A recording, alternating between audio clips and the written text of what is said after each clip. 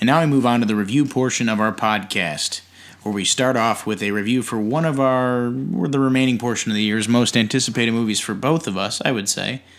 I mean, like, sort of, yeah. Judging on, what we liked from the director prior. The Lighthouse. This comes from Robert Eggers, written and directed by him. He did The Witch, which you really loved. Yes. And I thought was good. Like, I like The Witch. Right. And then this movie it's The Lighthouse. You've probably seen trailers for it already. It's about a younger lighthouse, or a younger guy, kind of a loner, played by Robert Pattinson, who does a tour as a lighthouse keeper with an older lighthouse keeper named, played by Willem Dafoe. Played by Willem Dafoe. It's about two guys who lose their mind. There's no fucking story. This movie sucks ass. Sorry. This one just frustrated the hell out of me. That's the problem with this movie, is because it's about two guys who are on a lighthouse and they try to maintain their sanity. And in doing so, you really only have one trajectory for the movie. Oh, let me guess. They're going to go crazy and try and kill each other. Mm-hmm. And that's like not really even a spoiler. No, it's not. It kind of is signaled in the trailer a bit. And people talked about, oh man, the themes, it really shows you the isolation and the boredom, man. Yeah, okay, certain things are not interesting to show on screen. Like a movie about boredom. What are you going to show a guy just like sitting in bed eating Cheetos for 2 hours? Oh man, it really shows the boredom. I'm just saying, just because this did a good job of the isolation or whatever, that theme, that's not an interesting theme to explore a lot of times. I think that... I'm not saying it can't be interesting. I'm just saying there are tougher sells for things to... There are things that are tougher to sell, and this didn't do a good job of that. So you were not a big fan of this? No, not at all. I was more of a fan of this, but still not that big of a fan of it. And here's why. You touched on something there in saying that this movie, thematically speaking, for people did it for them. I don't think anybody can get away with saying what they think this movie's about. Because for me, I don't think this movie is thematically specific enough. I think it's too broad, and I think it's too vague. There's not enough going on in this for me to care. Or for me to care as much as people were saying that they were. Right, and see, it's funny you mentioned that, is there aren't a lot of... There's maybe like 2 or 3 important developments in this entire movie. I mean, like, it feels like, you know, an allegory. You know where a regular movie has about 15 major developments? Mm-hmm. This had about 3 or 4. And there's one particularly, I guess it'd be this second act turning point. Sure. It didn't interest me. I'm like, I've been bored. Why do I care about this now? Mm-hmm.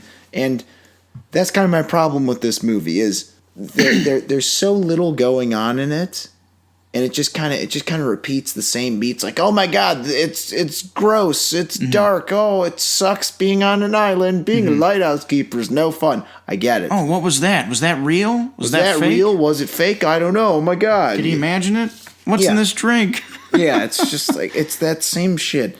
And it's weird because this movie, because of that, made me think. It was weird.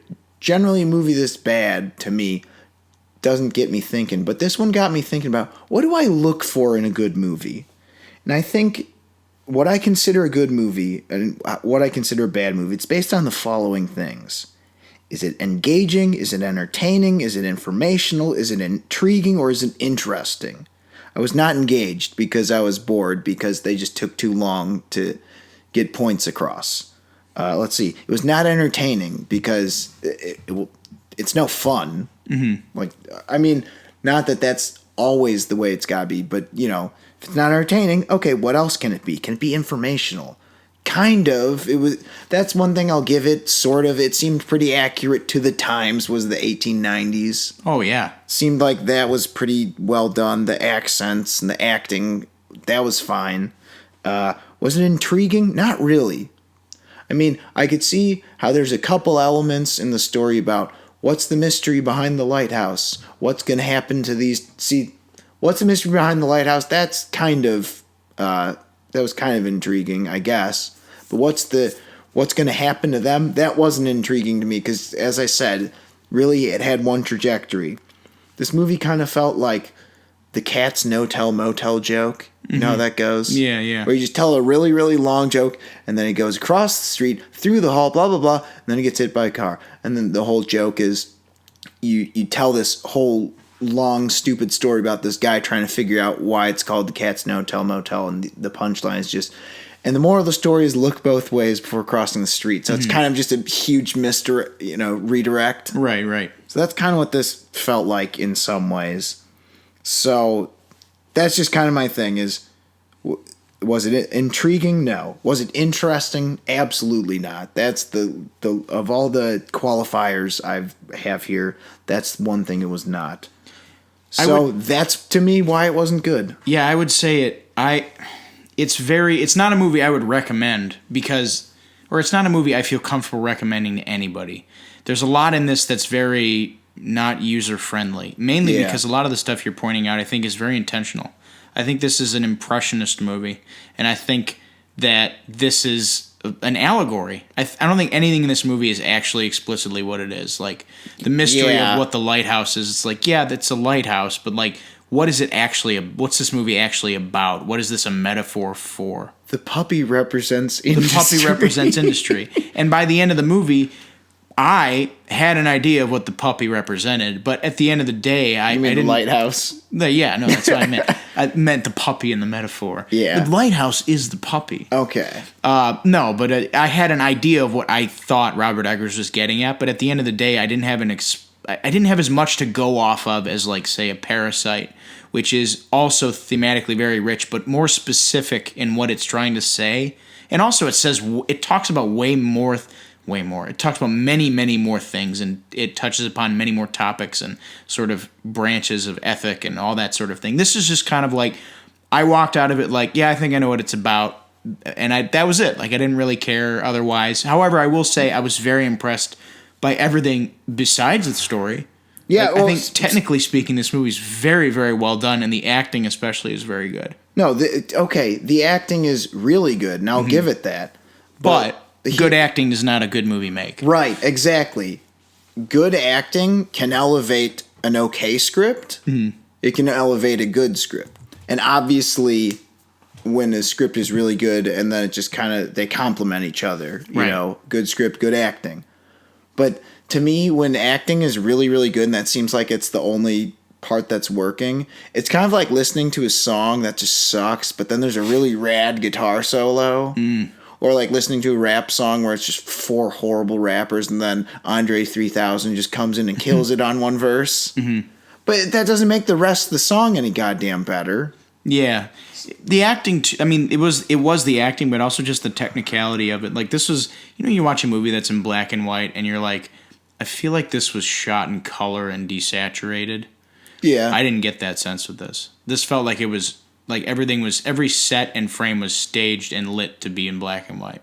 That's all. I almost felt like it was like too showy at times. Oh yeah, for sure. But I definitely felt like this should be in black and white. Dweebs arguing on set. No, the fork has to be on this side. It's like, just set the fucking table, shoot the movie. Yeah. You know what I mean? There are certain shots where I looked at it and I thought, that's not people living in there. This is someone set this shot up for 3.5 hours. Mm-hmm.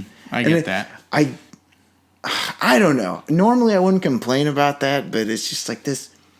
It felt specifically too showy in this movie. Like, I get it. Ooh, good cinematography. I feel like all you need to do to make a good movie, or to make a movie get a good review now, is have acting and cinematography. Fuck the script. I think it was more showy when it tried to be, what's the word, surreal. Like, and there's some surreal imagery in this, and it gets pretty showy for sure. There was a time where I thought, this looks like a goddamn perfume ad. Like, this is so mind-numbingly weird and not, mind-numbingly, like, stupid to look at.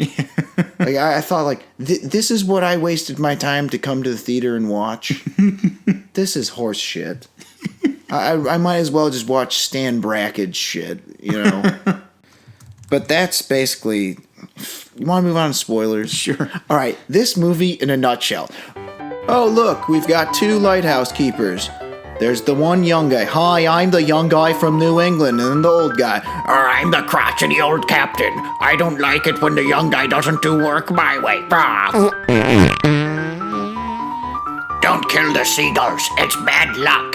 I don't care. I'm gonna kill as many seagulls and jerk off to as many mermaids as I want. Well, at least get drunk with me first. Oh, all right. Oh, by the way, what's up there in that lighthouse? Nothing that concerns you. Oh, come on now. You can trust me. I'm a perfectly decent human being. Just ask the guy whose identity I stole. Now you've gone and spilled your beans, Tommy. You're driving me crazy. You're driving me crazy. Well, I guess we're both going insane now. Only two things left to do. Roll around in diarrhea water and fight. Well, old man, it looks like I have bested you. What do you have to say for yourself now? I swear to God, if you fought one more time, I'm gonna kill you and bury you alive. So he kills him and buries him alive. And then, what's in the lighthouse, I wanna know? Nothing. So they both went insane, and then the young guy killed the old guy. The lighthouse didn't have any cool secrets, or who the fuck cares? The end. That was the movie. Yeah, that was. Well, you breached upon a very important topic, which is this might actually be the first time we have to talk about farts. So let's talk about. Okay, I'm not even joking. The first two times, I'm like, am I hearing something? I thought, am I really hearing this? Oh, fuck. I think I counted about 5. Yeah, no, it's a lot, and it's awesome. In a weird way. You're like, you know how like in an Adam Sandler movie, a bad one, like a recent one, like there'll be a fart and like there's a pause for laughter, and it's like very pronounced, and it's usually like one of the 4 or 5 farts, like canned fart Foley sound effects that you know by heart already. This was none of that. This was like, what was that? Yeah. Oh man, it's great. Okay, but on to the spoilers. It was relatively obvious that they were going insane early on. Therefore, the mystery's gone. Like, when he has the first vision of the mermaid, and yes, it answered our age-old question. Mermaids do have genitalia. Wow. What a, thanks for answering that question. Like, I thought this is stupid. He's clearly crazy. Mm-hmm. So that's whatever. Mm-hmm. And then what happens? They just sit around, they get drunk, and they argue about who the cooking. Yeah, and it's like they sound like an old married couple, and right. Okay, and then on top of that, the only development that really mattered, about 2/3 of the way, and you're not Ephraim, you're Tommy. Why'd you spill your beans, Tommy? Who cares? Mm-hmm. Why do I care? I don't like either one of these characters. I'm not interested in anything they're doing. Mm-hmm. If there was some sort of plot, and if there were more characters and more things happening, and they weren't just 2 guys stuck on a lighthouse, maybe I'd be a little more interested. I suppose the point was, now he's not going to get pay because he's going to get reprimanded and written up because he lied to him or whatever. I think the thing But by that point, you'd already bored me to death. As I was watching this, it was very clear to me that, again, this was not... The movie was... Yes, it's about a dude in a lighthouse and him being overseen by a guy that's older than him that also works in the lighthouse, but it was very clear early on that that's not that is what the movie's explicitly about, but it's not really what it's actually about. So for me, the plot and the developments of the movie really became ancillary, and it became more of all right, what is this a metaphor for? And let me see if I can try and figure out what he's getting at. But again, I'm not a big fan of those kinds of movies. So again, I get a lot of people being like, wow, this is really cool. I think it means this, this, this, and this. That's a metaphor for this and this. That's fine. And I know I speak for you as well in saying that we're much bigger fans of explicit, no, this is a movie about a guy trying to kill somebody or trying to find a whatever. The Goonies are trying to find treasure. Right. It's boom.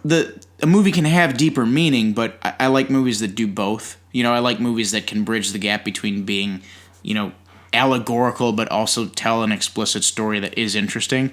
Or I got that it was yeah. telling an allegory, but I'm with you in that, like, yeah, the story wasn't the explicit story wasn't interesting. That's why I immediately tuned out and was like, all right, what is he trying to say? What does the mermaid actually mean? What's this movie actually about? It actually made me kind of rethink The Witch. Like, is that movie actually about what it's about, or is that an allegory too? But I don't know. That movie had the plot of that movie was better than this. Right, it was more interesting to watch. Mm-hmm. The characters were better. Mm-hmm. They had cooler names. Thomason and Mercy and Caleb. And all we got was Ephraim, and I don't even remember Willem Dafoe's character's name. Thomas. Oh, Thomas. They have the same name. Yeah. Wonder what that means. Whatever. Nothing. I don't know. But I don't know. It's really one of those where you can see it. You'll get something out of it. I don't know what it'll be. I'm sure you can find it's all a Rorschach painting. No, I get that there's all these allegorical meanings, and there's probably there's all this shit about like the farts are industry, Alex. Yeah, exactly. No, I mean I get that there's the thematic thing about like sanity and whatever, and like searching for shit that it's like you can't find or whatever. But at the same time, after a while, I just find that shit tedious. Mm-hmm. I think that's probably the thing about what you're saying, implicit, explicit. The implicit shit, even if you can find it or whatever, it's just like, I just don't care enough. See, the better example of a movie that does both is Parasite. And I mentioned it earlier. That's a movie where the explicit narrative events are also very compelling. But also, the thematic content is very well developed. And it's overarchingly broad. Like it covers a wide swath of things. It's a very good detail. Like it's about class issues, it's about modern society and humanity, it's about modern ethics, technology, it's about identity and family dynamic. It covers so much. This covers probably a million different things if you really want to try hard enough. And I'm not really a big fan of movies that are like that. So I kind of just latched onto my one guess, and that's it. Like I didn't really think about this movie much longer than the ride home. So your guess is what? What it's actually about? Yeah. I got a good guess. I think this movie is an allegory about the war between the generation between I think this movie is an allegory, not even really an allegory, just sort of a retelling of the events going on now between the current generation of, like, we'll call them boomers, and the coming generation of millennials. I think it's just a struggle between, like... Yeah, I mean, I got that a little... Like, I got that there was, like, the difference... That doesn't do much for me, you know? Yeah, it's I don't like, care. Okay, that's what my guess is. I'm going to put it in the ballot box, and I'm going to go home. Even if they... Well, that's the thing. I feel like the problem when things are a little too kind of murky... when they're doing the implicit shit, you're making it a chore for me to give a shit. Yeah. And then on top of that, the journey to get there wasn't interesting. It's not about the destination, it's about the journey. The journey was not interesting to get to where we left off. Right. And then on top of that, I guess this is the explicit horror fan in me. Mm. The second I realized, okay, great, now all the monsters aren't real. Mm-hmm. So... that element, which I thought was like, oh, so this is kind of weird in the trailer. I thought, well, how's this going to work out? Okay, great, they're all hallucinations. Now you fucking lost me. There's one thing in movies it's a trope almost. Oh, the blanks aren't real, or it was just a dream. Anytime where you have something to say, no, this is less than... that makes me less interested. Yeah. Oh, no. This is less than extraordinary. Okay, great. So now I'm stuck with boring people losing their mind. Okay, this is interesting because... Yeah, I was there with you. Yeah. So I really hated this movie. A lot. I didn't hate it. Despite the fact that the acting was super on point. And that got me was through. For the most part... Well, what I mean, yes, it was well made, I suppose. See, I can take that to the bank at the very least. Like, there are some moments in here where I was like, wow, I'm never going to be able to see that again. Like, fucking Willem Dafoe and his weird-ass, like, sea shanty, like, old sea crab monologue about fucking Poseidon and fucking Atlantis and shit. I'm like, all right. That's where they lost me. Scene. I really don't like monologues that just feel like Like, I could just imagine someone just giving this speech on stage, looking at the audience. Well, the only reason I liked it is because it was a joke. It's very clear, like, at the end, like, he's just like, all right, I like your food. And then it's like the end of scene. I'm like, oh, okay, we're supposed to think this is over the top and silly. No, I mean, I got that some of the stuff was supposed to be funny, and I guess it kind of was. Mm-hmm. For some reason, the only part that really made me, like, I had to, like, control farts? No, there's one part I had to control myself in the theater, because I don't know. I found this particularly funny. Is it the part where he's jerking off? No. The part, for some reason, it just made me laugh my ass off. And I had to, like, hold my mouth, like, hands over my mouth for the next, like, 2 minutes of the movie. When he just goes to him, he's just, like, after he he accidentally dumps the chamber pots on himself. And then he's like, you smell of shit. I don't know why that just tickled my funny bone. I thought that was hilarious for some reason. Yeah. You smell of shit. I guess it's just like archaic language just to say you smell.